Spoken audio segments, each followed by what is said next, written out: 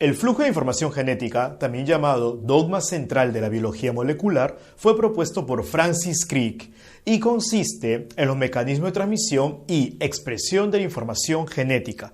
Dicho de otra manera, es la forma como la información que está presente en el ADN se utiliza para formar proteínas. La importancia del flujo de información genética, o también llamado dogma central de la biología molecular, es que nos explica cómo a partir del ADN se pueden formar proteínas. Y las proteínas son los que te dan las características que tú tienes en este momento, ya sea que seas alto, bajo, con ojos negros, ojos marrones, lo que fuera. Ahora, la molécula que almacena la información genética es el ADN. A partir de ADN yo puedo crear más ADN. A ese proceso se le va a llamar replicación. Recuerda, el ADN almacena y transmite la información genética. ¿Dónde la almacena? Dentro de cada uno de los núcleos de tus células. Y también transmite la información genética. ¿Cómo? Cuando nosotros nacemos, heredamos características, tanto de papá como de mamá. ¿Pero por qué? Porque nosotros heredamos sus genes. Y sus genes están en el ADN que heredamos de ellos. El ADN de papá viene en el espermatozoide y el ADN de mamá viene en el óvulo.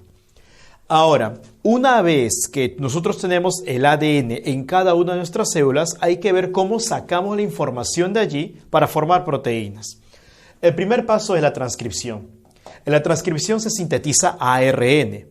Mira, se crea ARN copiando la información del ADN.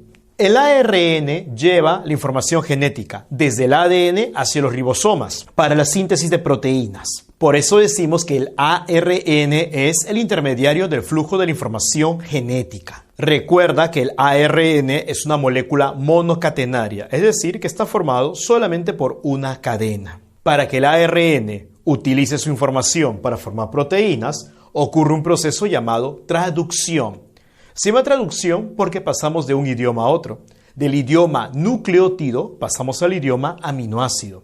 Porque el ARN es una cadena larga de nucleótidos, mientras que una proteína es una cadena larga de aminoácidos. Y es así como se definen las características que tú tienes.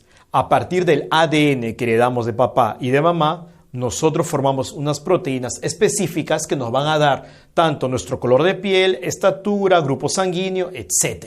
Francis Crick propuso la palabra dogma, debido a que él no sabía su significado. Para él, simplemente dogma significaba importante. Él no sabía que dogma significaba algo que no se puede modificar. Y esto está muy alejado de la realidad, porque para empezar en ciencia nada es fijo, todo puede cambiar. En este caso, el dogma, que en realidad debería llamarse flujo de información genética, ha sufrido muchas modificaciones.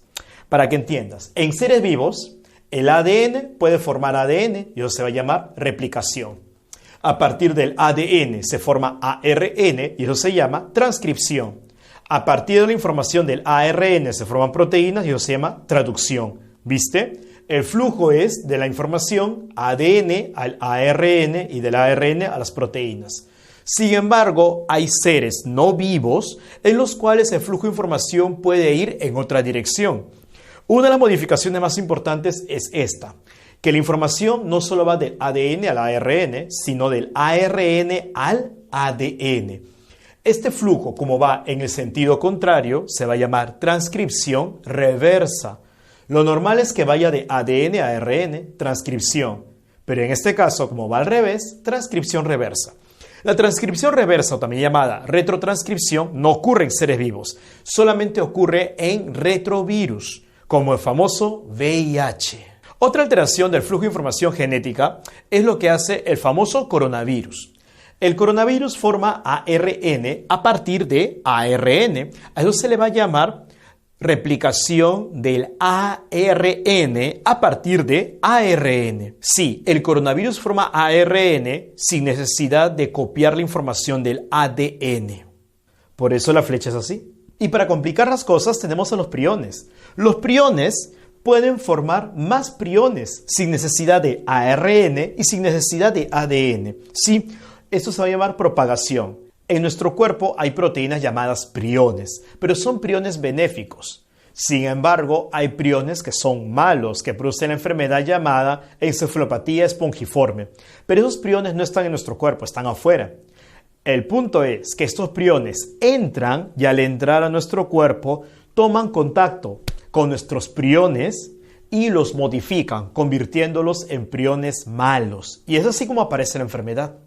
A este proceso por el cual un prión malo convierte un prión bueno en malo se llama propagación y es típico de los priones. Finalmente, in vitro se ha demostrado que se puede formar proteínas a partir de ADN. Eso se llama síntesis de proteínas dirigida por ADN, porque en ningún momento utilizamos ARN para esto.